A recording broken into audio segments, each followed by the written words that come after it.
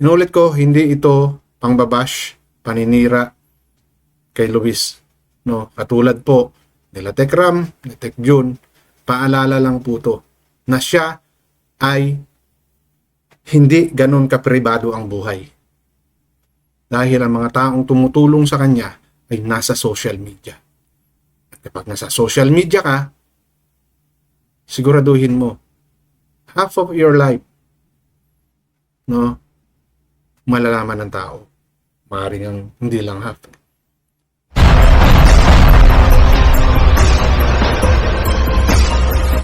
Ito yung nasabi ko na sa vlog ko, no? At sasabihin ko lang uli ngayon dahil nabanggit din uli ni Tekram dito sa kanyang latest video or up live, no? Kagabi ata yun na hindi ko na naman napanood. And it seems na wala si Tekjun. Hindi kasama si Tekjun sa live na yun kagabi. Siguro maybe silang pamilya lang yung gusto niya. Or maybe nagpalamig muna si Tekjun. Dahil na nga rin sa mga comment, itong mga masyadong panatiko, supporter ni Luis, na hindi na maintindihan kung ano yung gustong ipunto, no, ng manalastas na lumalabas. Basher pa si Tekjun. Sa comment section ko doon sa live ko ng isang araw, makalawa pa ata, lumalabas basher, no? Ayaw ni Tekjun daw kay Luis, no? Pasensya na po, no, sa mga tatamaan nitong content ko na to. Ito po hindi para kayo pasakitan, no. Opinion nyo po yung mga binitawan yung salita doon sa comment section ko, and maybe sa comment section din ng mga live ni Ramil nakasama si Tekjun. Sobra naman yung panghuhusga ninyo sa tao na parang pa kayo 24/7 nakasama, no, ni Luis sa bahay, na parang kayo yung inuuwian gabi-gabi para kung magsalita kayo sasabihin yung basher si Tekjun. Hindi ko po rito para protektahan si Tekjun, dahil mismong galing sa bibig niya na hindi nila kailangan ng defender, and I never been a defender of anyone. Reactor, yes. And that's what also I'm doing right now. I'm reacting to the reactions of all those people na ang gustong iparating ay basher or ayaw daw ni Tekjun kay Luis, no? Ngayon, dito po sa video na i-share ko sa inyo, pagpapaliwanag rin po ito, no, ni Nanay Jack at ni Tekram regarding dyan sa sinasabi ninyong hindi sinusuportahan or ayaw, no, ni Tekjun kay Luis, no? But bago po ako magpatuloy, welcome sa aking channel. Kung bago pa lang po kayo sa aking channel, please don't forget to like, share, and subscribe na rin po, and pakihit ng notification bell para maging aware kayo sa aking mga upcoming content. Any comment or suggestion, leave it on our comment section. Issue lang po tayo, walang personalan, no? At matuto po kayo mag-fact check para hindi po kayo mapagsabihang fake news, at lahat po ng sasabihin ko sa issue lang tayo, no? At kung hindi nyo po magustuhan yung aking sinasabi, leave your comment on our comment section and let's share our opinion, no? Ang sa akin lang kasi dito, para po sabihin ninyo na bashers or talagang galit si Tekjun kay Luis para pong hindi naman makatwiran, no? Katulad po ng nasabi ko before, among the three or among the manalastas na always nating nakikita sa mga live, si Tekjun po yung isa sa may pinaka hands-on sa mga bata na yan. At inamin naman ni Ramil na siya ay halos wala ng time. Even nga sa pamilya niya, wala na. So sino po yung gumagabay sa mga batang nandyan sa manalastas mismo? Bukod pa po yung nasa Promised Land, no? Diba si Tekjun? At nasaan ba si Luis? Nasa pamamahay ng manalastas. So sino po ang gagabay sa kanya? Diba po? Kung wala si Ramil, si Tekjun, or si Tekporen, diba? So alam mo ito share yung portion ng video na kung saan nabanggit nga ni Nanay Jack and even Ramil about itong ginagawang request or disiplina maybe, no? At yung mga napapansin nila kay Luis. Inuulit ko po, hindi ko po sinisiraan si Luis, no? Para po pasensya na, no? Sa medyo makikitid yung pong pangunawa po, huwag nyo na lang pong panoorin tong video ko. No, ngayon kung kayo po ay may malawak na pangunawa, no, at bukas na isipan sa pag-intindi sa sinasabi ko, you are welcome, no? Para po makinig or pakinggan yung aking sasabihin at yung sinasabi ng mga manalastas. Inuulit ko po, hindi po ako galit sa inyo or kung kanino man na magko-comment. Ang sa akin po, intindihin ninyo. Huwag nyo pong sasabihin na bata pa si Luis, introvert si Luis. No? Kailangan niya ng pangunawa. Sa tingin nyo po, lahat ng mga yan, hindi muna ibinigay ni Tech Jun, ni Tech Ram, at saka ni Poren, Ninong Poren. Di po ba? Para po masabi ninyo na nagrarant, no? Nagrarant na si Tech Jun. Inulit ko, wala pong kinalaman si Tech Jun dito. Yung sa akin lang po is yung napansin ko. No? Kasi masyado yung pinoprotektahan na naman, no? Si Luis, na katulad ng ginawa ng mga supporter dati, no? Ni Dave. Na anong nangyari? Ngayon nasan si Dave? Yun po yung ayaw nating mangyari kay Luis. Isa po ako doon, no? Na nananalangin na wag mangyari kay Luis yun. Kung ito man yung nangyayaring ito, no, na hindi pagkakaunawaan, sana ma-resolve. Di ba? Ang hinihiling lang naman ni Ramil, konting lambing, konting oras. Hindi naman lahat eh. May oras ka nga sa kaibigan mo at sa barkada mo. Bakit wala kang oras doon sa taong nag-aaruga sa iyo? Hindi ka naman binabawalan. Pinagsasabihan ka lang at pinapangaralan. Di ba? So sana kayo, ganun din yung intindihin nyo. Pare-pareho po tayong mga magulang na rito. Nagkaroon ng anak, ng apo. At may kakilala kayong introvert or whatever conditions you have. Pero tingnan nyo po yung sitwasyon, no? Kung nasaan yung mga anak ninyo, yung mga apo ninyo sa sitwasyon ni Luis. Kayo po ay nasa private life. Si Luis nasa social media. So, yung mga ganong bagay po, kinukonsidera niya dapat yun. At sa malamang, pinapaliwanag yan ni Tech Ram, ni Tech Jun, ni Ninong Poren. No? So, doon po, sa mga magko-comment, kung sakasakali man, no? Ipaliwanag niyo po ng maayos yung gusto niyo pong sabihin. Sasagutin ko po kayo ng maayos. Well, no, actually, sinasagot ko naman kayo ng maayos. Okay, so let's play itong portion na to na pagpapaliwanag ni Tekram at saka ni Nanay Jack, no? Yung asawa ko, hindi ko man noon nalalambing na to, ilang buwan na. Ang kumakausap na kung ano tama, kung ano yung mali. Kaya nandun lahat sa kanya yung parang sagot, gano'n. Di ba? Yan ay pinaliwanag na doon sa unang vlog ni Tech Ram at saka ni Tech Jun. Ngayon, si Nanay Jack. Tapos sinasabihan nyo pa na malamig ang pakikitungo ni Nanay Jack nung hinatid niya daw si Luis doon sa Laguna. No? Yung mga nababasa nyo pong sitwasyon or nakikita nyong reaksyon ng mga tao, no, hindi po ibig sabihin nun masama na kagad yung loob nila for that certain video na napanood niyo. Alamin nyo po muna yung pinagsimulan. No? I-analyze nyo po. Huwag po kayong basta-bastang magsasalita ng kung ano-ano na parang ang dating nanduroon din kayo sa bahay na yun natutulog. No? Parang nakikita niyo yung galaw ng bawat isa 24/7. No? Nagpapahayag po ang manalastas ng mga napansin nila dahil na rin po sa naging asal ni Luis. Kanino? Kay Ninang Precious niya. Ba? Ano ang paliwanag ni Tekram? Ayaw niya magsalita, ayaw niya ng pagsabihan dahil nadala siya sa nangyari kay Dave.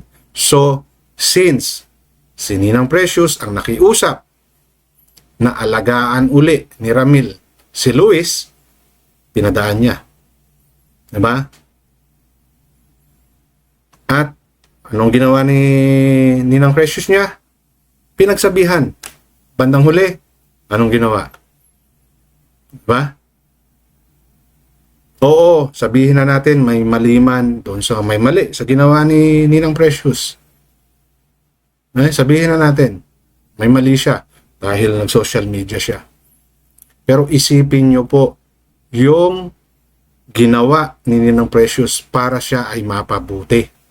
Binigay ang lahat. Diba? Sinang-ayunan yung mga gusto.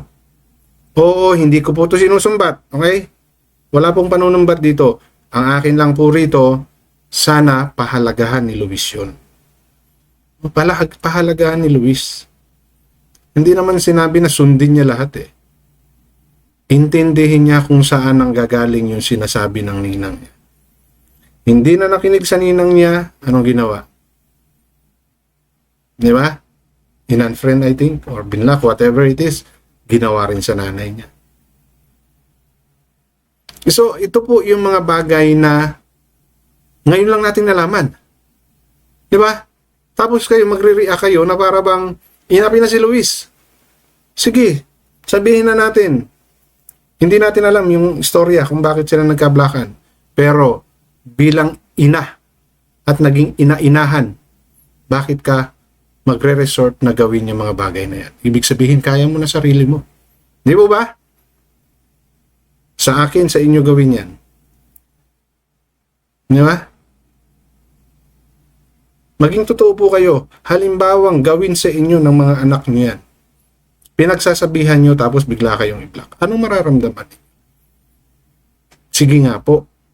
Ano, uunawain nyo pa rin? Dahil sa introvert? Ganun po ba yun? Inulit ko, hindi po ito paninira kay Luis. Ito po ay pagtatama sa maling ginawa niya. Okay? Let's give the benefit of doubt. Sana nga, makausap nila or magpaliwanag si Luis sa mga inaasa. Tapos, sasabihin ninyo, pinalitan na ni Tekram or mas binigyan na ng pagpapalaga ni Tekram yung mga batang kasama niya ngayon. Di ba? Kung may nababanggit man si Ramil na ganun, kasi meron na siyang pagtatampo kay Luis. So, anong gusto niyo sabihin? Si Luis na lang intindihin, si Ramil hindi niyo naintindihin porque siya yung nakakatanda. Mas may malawak siyang pangunawa. Hindi po lahat ng tao na may malawak na pangunawa lagi pong nakakaunawa o nakakaintindi. Alalahanin nyo, ang Diyos nga nagalit eh. Di ba? Si Ramil pa kaya? Tampo nga lang yung kay Ramil, hindi pa nagalit eh. So wag niyo po laging poproteksyonan yung tao, no? Kahit po mahal nyo. Hindi po lahat sa oras, no? Hindi po lahat ng pagkakataon dapat inuunawa nyo yung mahal nyo. Kung minsan kailangan nyo magpakita rin, no, ng paninindigan at ipakita yung mali nila. Kahit na masasaktan nyo sila. Kasi sa ganoong paraan nyo po, mas maipararamdam sa taong mahal nyo, no, na mahalaga sila. Hindi po laging pangunawa. Huwag nyo po laging sasabihin na bata pa yan, aggressive pa yan. Oo, nanduro na tayo dahil lahat tayo dumaan sa ganyang sitwasyon. Pero hindi po sa lahat ng pagkakataon, ganun ang pag-iiralin ninyo. Diba? Doon po sa mga nagsasabi, no, na minamasama yung mga binitawang salita ni Tek Jun. Totoo lang po yung tao. Nagpakatotoo yung tao. No? Kasi yun yung nararamdaman niya. Hindi po magsasalita yan kung siya po ay hindi rin naubusan na ng discarding gagawin. At hindi na rin po niya nagugustuhan yung ginagawa. Dito sa live na to, no? I'm not too sure, no? This is just my case, maybe. Hindi na talaga sadya sumama si Tek Jun. Sa pantaha ko lang yan, no? Iniisip ko lang yan. Hindi ko po alam kung ano yung reason. No? Kasi nga, sabi nga ni Tek Jun, kahit na anong sabihin natin, may masasabi at may masasabi sa kanila. Sa kanya. So maybe that's why hindi na siya sumama sa live na to. I'm not too sure, no? Or maybe this is really live together with the family, si ni Tekram, and pag-usapan pa rin yung issue tungkol kay Luis. Kaya hindi niya din naman masisisi Tito Jun. Ano lang naman, pangaral ng isang tito, ganun lang naman.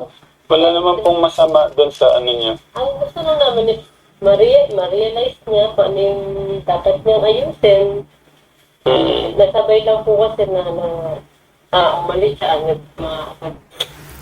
So, Pupunta siya doon niya sa pag-aaral niya. so, ayan. No? Bilang tiyuhin ang ginawang paninita, no? Ni Tech Jun. Di ba? At kayo mismo, kilala nyo si Tech Jun. Kung paano siya. Kayo, matagal na kayo sa community na to. Di ba? Kung may masasabi man si Tech Jun na ganun, yun ay pagpapahalaga lang. No? Pagpapakita lang yun ng pagmamahal niya, pagkalinga niya kay Luis. Okay? Alam ko na marami dito pa rin ang supporters ni Luis. And that's good. Kaya lang po, tingnan ninyo yung ikinikilos din ni Luis. Di ba kayo, naghahanap kayo sa live pag wala si Luis? Nung lumabas si Tipoy at saka si Dandan, di ba maraming naghanap sa inyo? Bakit hindi kasama si Luis? Bakit ang kasama lagi ni Tekram? Yung dalawang yon? Si Bobby? Di ba? Huwag niyo sabihin hindi niyo sila hinanap dahil nakikita niyo yung dalawa. Oh. So ngayon, na nagsasabi sila Tekram ng obserbasyon nila, nagpahayag ng saloobin niya si Ninang Precious, lumalabas. Hindi na mahal si Luis. No? Binabagabag niyo yung isipin ng Luis, paano siya makakapag-aral ng maayos? Di ba po? Oo, nanduron ako. It may affect Luis sa pangyayaring ito dahil napag-uusapan siya. Dahil hindi maganda yung mga naririnig niya. Pero hindi po ba dapat maging realization din to ni Luis? Kung bakit na ilabas tong mga ganito? At kayo na mga supporters, kung kayo man po ay mayroong communication kay Luis, bakit hindi niyo po pagsabihan? Di ba? Hindi na nga nakikinig kay Ninang Precious niya at saka sa nanay niya. Hindi na rin nakikinig kay Tekram dahil, di ba, nakipagmatigasan kay Tekram. Bakit hindi niyo subukan? No, para malaman ninyo. Inulit ko, hindi ito pangbabash, paninira kay Luis. No, katulad po nila Tekram, ni Tech Jun, paalala lang po to na siya ay hindi ganun kapribado ang buhay. Dahil ang mga taong tumutulong sa kanya ay nasa social media. At kapag nasa social media ka, siguraduhin mo, half of your life, no, malalaman ng tao. Maaaring ang hindi lang half. So yun yung dapat i-accept ni Luis at ng mga taong sumusuporta sa kanya. At hindi po laging pangunawa ang kailangan. Sometimes, no, kailangan ipakita mo rin na yung pagmamahal mo ay may kasamang pagdisiplina. Mas doon nyo po maipararamdam na kailangan kayo nung taong mahal ninyo. Okay? So, sana po, kung mayroon man kayong comment, leave it on our comment section. And issue lang ha, sa issue nyo po ako balikan. At yung issue na pagsasabi ninyong binabash, basher, no? Si Tech Jun at yung ginagawa ng Manalastas. Okay? So, hanggang dito lamang. Maraming salamat.